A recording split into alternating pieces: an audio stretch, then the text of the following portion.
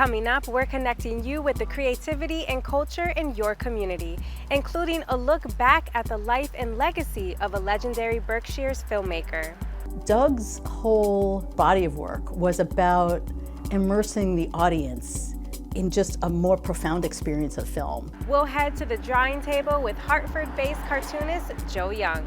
And I said, I gotta do this because art is supposed to provoke conversation.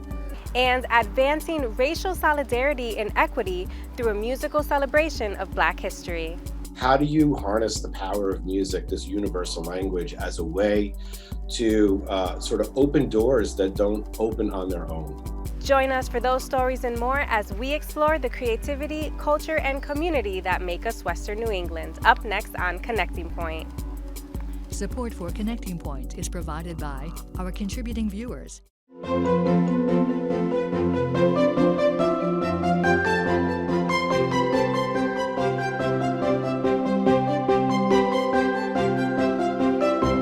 Welcome, and thanks for joining us for Connecting Point, your source for creativity, culture, and community. I'm Cydalys Bauer. Each week this summer, we're exploring all that Western New England has to offer, and today we're coming to you from Deerfield, Massachusetts. We're in the town's historic district, an area overflowing with memories of the past that you can explore in 11 house museums and through events and programs that are put on by Historic Deerfield. And while we soak in the history of this Franklin County town, our first story today takes us to the Berkshires. Legendary Hollywood special effects wizard and filmmaker Douglas Trumbull passed away in February of this year. The Oscar-winning Berkshires resident was responsible for the dazzling visuals in some of the most iconic films in cinema history. And executive producer Tony Dunn takes a look at his life and legacy through his own words and in reflections from some of those who knew him. Doug's whole body of work was about immersing the audience in just a more profound experience of film. And what he created in the special effects world, it changed film forever for us. We look at film in a whole different way because of the things that Doug put in place. Name one movie that he's done that hasn't been elevated by his work. Not just elevated, but made because of his work. By anyone's measure, Oscar-winning motion picture director and visual effects legend Douglas Trumbull was a genius and a visionary, and one to whom science fiction movie lovers owe a great debt. Well, first of all, there was nobody that created our vision of space better than Doug Trumbull. He just was the master at what space looks like.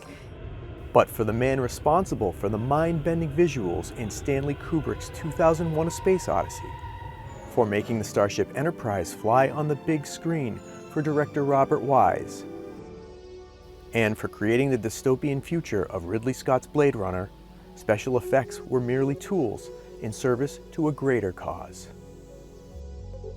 It wasn't just his effects work, it was he brought story to the effects. He also gave a lot of his input to the directors about how he felt the story should go. And a lot of directors listened to him. Douglas Trumbull passed away on February 7th, 2022.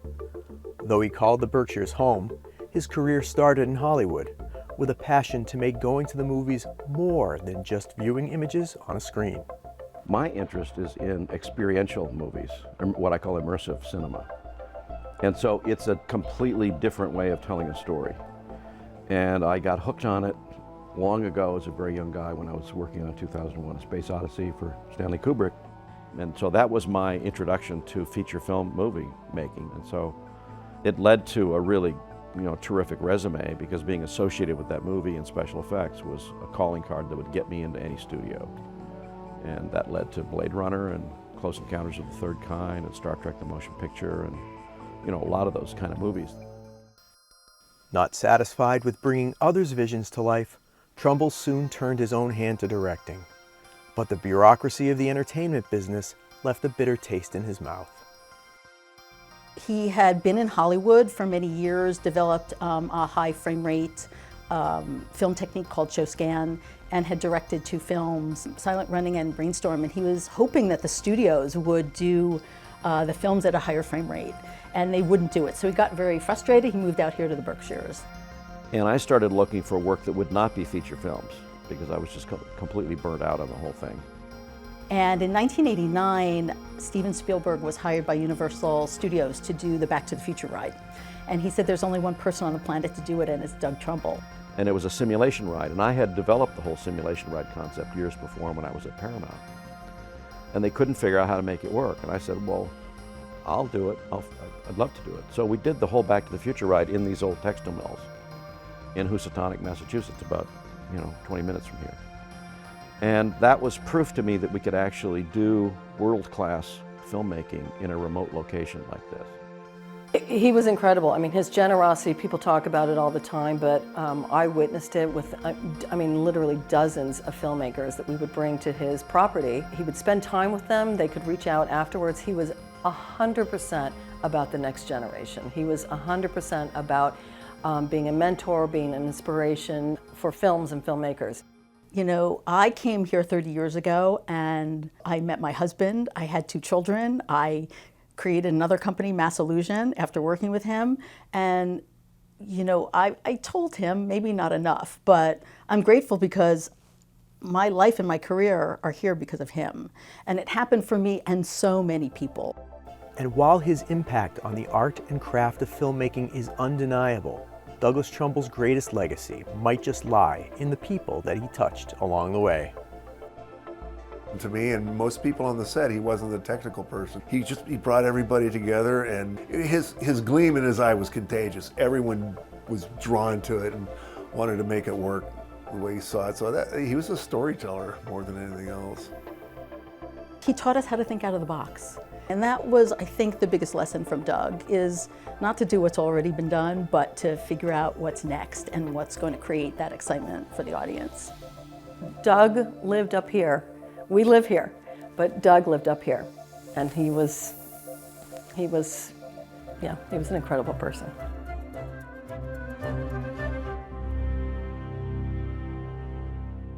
And for more of the cinematic wizardry of the late Douglas Trumbull, log on to our webpage for a digital extra as he discusses some of the innovative, immersive filmmaking techniques that he developed at his Berkshire studio.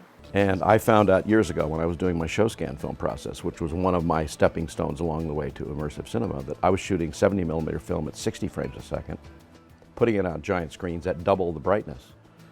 And everybody said, my God, it's like 3D without glasses. I feel that the movie screen has become a window onto reality, and I started exploring how to make a new kind of movie experience. You can find that digital extra and so much more online right now at nepm.org/connectingpoint. When Connecticut native Joe Young struggled in school as a child, he found that comic books offered him a positive escape while educating him on topics that he could not previously comprehend. Young turned that passion for drawing and storytelling into a career and is now an award-winning multimedia artist. I joined Young at his studio in East Hartford to hear more about his work and his collaboration with legendary Motown artist Smokey Robinson. It was the creative arts that saved me, specifically writing, actually. And then when I started writing, I got into comics. So that whole comic art space changed me. Because when I was in school, I was a slow learner. And kids made fun of me, I made fun of myself, and I named myself the Fisherman because all my grades were below sea level. But then through comics, I learned about geography, about character, about science. And so a lot of my work is based on comics. And from that, once you learn how to write comics, you can write scripts. And then I learned how to draw at a later age. But writing was my first introduction to art. Comic art specifically has been one of the greatest influences in your life, and it has really led to your success. But speak to me about what is it about that art form specifically that you're so passionate? Why were you able to connect with comic art? Good question, because art is engaging. It's visually attractive. It's fun. It's entertaining. I remember growing up, I learned about government, not through social studies class. There was a show called Schoolhouse Rock. I'm just a bill on. And even now, for me to reach kids, because I do a lot of workshops, I teach cartooning, and kids seem to gravitate towards it and cartoon work. And it's just something about comic where I think I found my purpose when I discovered comic art. Yeah, and comics also kind of provide children with an escape and also inspiration. And so that brings me to your most recent comic series, Kemet. Tell me a little bit about this series, how it's unique to your other creations, and also how important is it to have this representation for, especially for children of color in comics or literature? Actually, Kemet was created during COVID. Kemet is a time traveler. He travels through time. He's born in 1771, and he is picked up by slave catchers. He goes through the Middle Passage. He comes to America. This is in 1776. He meets Benjamin Banneker, the famous, it's all fictional, inventor, and they create a time machine. And he travels to the 21st century to tell people in the future, if you're going through a problem, you can overcome it. Look what people did in the past. And he brings them back and he shows them through Black history and Black excellence, anybody can do anything. And what does this do for a child's confidence when they have this representation in a comic that they love to read? They see Kemet. He goes through challenges and problems and issues, but he always overcomes it because of good character. But it's an escape for them. They can live vicariously through Kemet, and he's cool. He's got the natural hair when he takes off his baseball cap, and he speaks with an African accent. And so they can identify with this character, and he can dance, he can break dance. And the parents enjoy him because he loves old school music. His favorite musician is James Brown. And so Kemet came out of COVID, but something else that has come out recently, you've been very busy during this pandemic. You have produced a short animated film, your depiction of the Smokey Robinson poem, Black American. Yeah. Tell me about that and why now is the perfect time to release this animated film. Because after George Floyd, race relations and, race is such an issue. I met Smokey at a mutual friend of ours, Curtis Robinson's golf tournament, and he started reciting this poem. And I said, wow, it is so powerful. But I also saw that some folks may not like what he's saying in the poem. And I said, I got to do this because art is supposed to provoke conversation. And I agree with a lot of stuff that Smokey says. Some things, I need some more clarity. But my thing was create this thing and animate what he's trying to say. And I'd appreciate it if when you see me, you'd say, there goes a man who said it loud. I'm black, I'm black. I'm a Black American and I'm proud. Because I love being an American. And again, that just took off. And that was a dream come true to work with an icon like Smokey Robinson, Now, you were born in Hartford, but have deep roots in Springfield, Massachusetts as well. What are you most proud about being from this part of the region? It's just rich with history, architecture, and the people are second to none. You can find a little bit of everybody in New England, and they're very creative in New England, that Yankee ingenuity. This is where I'm at, where I'm trying to make a difference. Even though you could do it anywhere in the world because of technology, Hartford's been good, Springfield's been good to me. So I'm just a blessed individual geographically.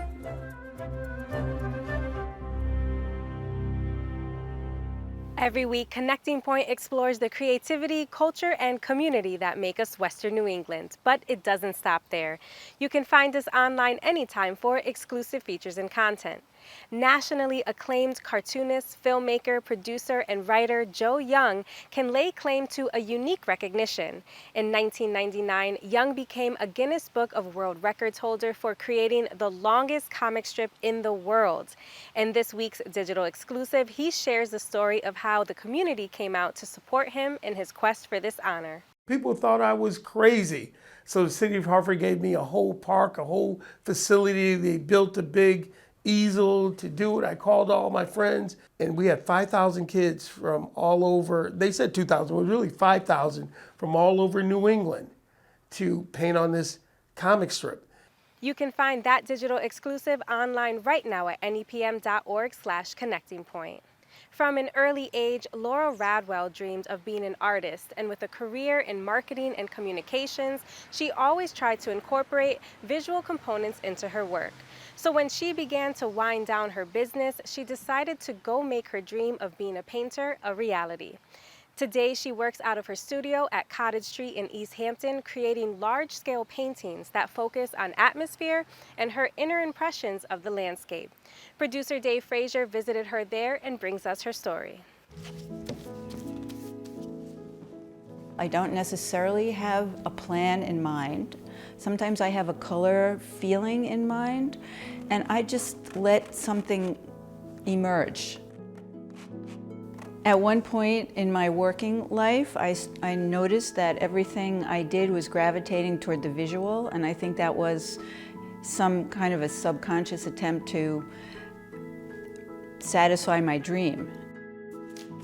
Sometimes I wake up in the morning with colors on my mind. They may have come to me in dreams. They may have come to me from something I saw the evening before, or the drive into the studio in the morning. Between Northampton and Easthampton, where my studio is at Cottage Street, is only 12 minutes, but there are some beautiful fields and wild things that I sometimes see, and the change of the seasons. I'm very attuned to the colors and the tones of the atmosphere, really. So that can affect what happens when I open the door to the studio and I open the paints, and I typically will mix a palette, and it's not always the same. I think that in traditional working styles, you're supposed to lay out your palette in a particular order. You're supposed to have your whole array so you can mix anything. I don't do that. I think that I'm just unschooled, and I'm a bit rebellious, so I mix the colors that I like, that I want to work with in that particular day. And I'll put the canvas on the easel and I'll just let it rip. I was handed some what we call chippy brushes, and you buy them at hardware stores, and they cost under $2 for a variety of sizes. And I came to really appreciate them because they're rough and they show the brush stroke, and to me that equates with some kind of emotion and some kind of spontaneity. And I really like using them. Plus I can throw them away. I can wash them once or twice, and then I can throw them away without feeling any guilt.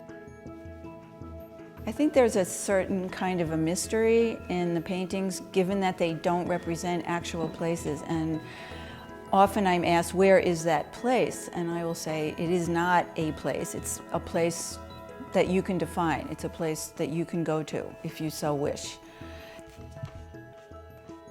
I could say that I'm having the time of my life. I'm very grateful, I'm very excited. I feel hopeful that I'll have a lot of time left because I have so many ideas and so many things I'd like to explore. This is a dream come true.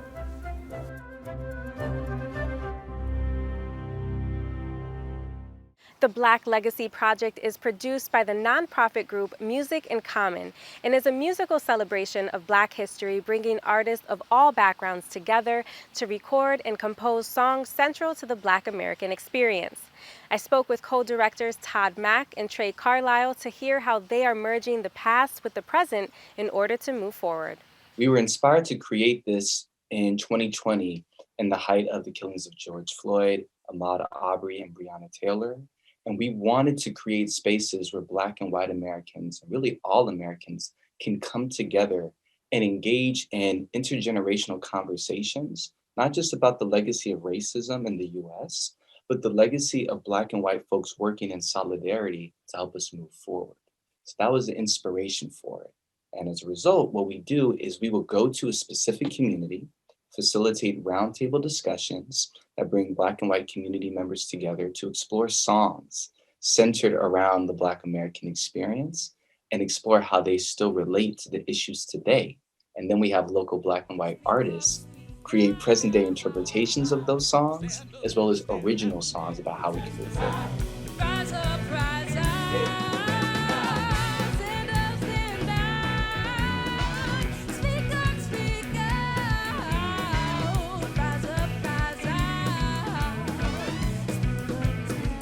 You said something that stood out to me. You were talking about, Black and white Americans coming together, all Americans, really, you said. And so, although the project is called the Black Legacy Project, you really have an emphasis on bringing people from all backgrounds together. Why is that so crucial? Mainly because we're a mosaic of society in the United States. We have people from all sorts of racial, ethnic, cultural, religious backgrounds. And while the conflict, and I'm going to call it a conflict because I think that's really the approach that we're taking to building solidarity and belonging and equity, is rooted historically in Black and white. In 2022, it's really the country as a whole that I think needs to address this. Now, this is a musical celebration of Black history, as you were saying. Why was music the art form chosen for this project? Music is a powerful tool of connection and empathy. And the empathetic and connecting aspects of music, we have found over the past 17 years, can be a powerful tool to enhance peace building and engage people in the same type of practices that we need to have in building peace, collaboration, and listening to one another, recognizing our interdependence and working together. But also, we recognized when we conceptualized the project, these songs that were written by Black and white artists alike, whether it's songs like Lift Every Voice and Sing, written by James Weldon Johnson, or whether songs written by white folks in solidarity, like The Hurricane by Bob Dylan. These songs that spoke to the legacy and realities of racial conflict and violence in the past, they still ring true today. And they have a special place in folks' hearts. So we wanted to create a space for folks to revisit these songs, see how they still relate today, and create new songs for how we can move forward. Speaking to those songs that you're talking about, over 36 local musicians came together for this project, which is amazing. And so you recorded 6 songs that address the theme, Hope in a Hateful World. And 4 of the songs were, like you were just saying, songs that have been revisited on past songs, and then 2 originals. So tell me about that process of the song selection and just kind of reimagining and revisiting and examining these songs. One of the things that we do is choose songs that have a direct connection to the community that the project is in. And that's a lot of exhaustive research that Trey primarily takes the lead on, looking at what songs, what artists have a connection, or even themes have a connection to the local community. I'm glad that you brought up that connection that the songs have to the local history, because that was something that really amazed me when I was reading about the project. All of those selections, the 4 existing songs, have a tie-in to Berkshire, specifically with Black history. So can you share some of that connection that the songs have to the area? So one of the songs we chose was Strange Fruit, which was written by Abel Meeropol and made popular by Billie Holiday. Billie Holiday performed a couple of times in the Berkshires, especially in the later part of her career when she was performing Strange Fruit. And then Strange Fruit was written by Abel Meeropol, who was friends and associates with W.B. Du Bois. W.B. Du Bois is like an iconic thought leader and advocate for Black legacy. And he was born and raised in Great Barrington in the Berkshires. So that was the tie that Strange Fruit has to the song, to the Black Legacy Project and to the Berkshires. We also had folks create an artistic interpretation of W.B. Du Bois' poem, My Country 'Tis of Thee. And then we chose Lift Every Voice and Sing for artists to explore, which was written by James Weldon Johnson, who would travel to the Berkshires to do some of his most meaningful writings in poetry. And then We Shall Overcome, we also chose as a song to explore, which was made popular by Pete Seeger, who has close ties with the Guthrie family, like Woody Guthrie, Arlo Guthrie, whose home base is in the Berkshires. Todd, I know that you found that in response to the murder of your friend and bandmate Daniel Pearl, who was abducted and murdered in Pakistan in 2002. And so this was in response to that. And you've done amazing work in over 300 communities helping repair these fractures. So how does it feel to be carrying on this type of legacy work? And then Trey, how does it feel to be part of it as well? Wow. That's a great question, and, and thank you for that acknowledgement. And I think the work that we're doing with the Black Legacy Project, really like everything that I think Music in Common has been engaged in, is how do you harness the power of music, this universal language, as a way to sort of open doors that don't open on their own. I think there's such a direct correlation to what we're doing now, as much as the work that we've done in interfaith contexts or in overseas in the Middle East or the Far East. And it's just amazing to be a part of it, and it's amazing to see it grow. And it's amazing to have new young leaders who start out as participants in our programs come take the reins and help lead it. And that does it for this edition of Connecting Point. Remember, you can always find all of the stories that you saw in this episode, as well as exclusive features, digital-only content, and so much more online anytime at nepm.org/connectingpoint. Our thanks to the town of Deerfield for hosting us today. And please be sure to join us again every week right here for more stories of the creativity, culture, and community that make us Western New England. I'm Cydalys Bauer. Thanks for watching and take care. Support for Connecting Point is provided by our contributing viewers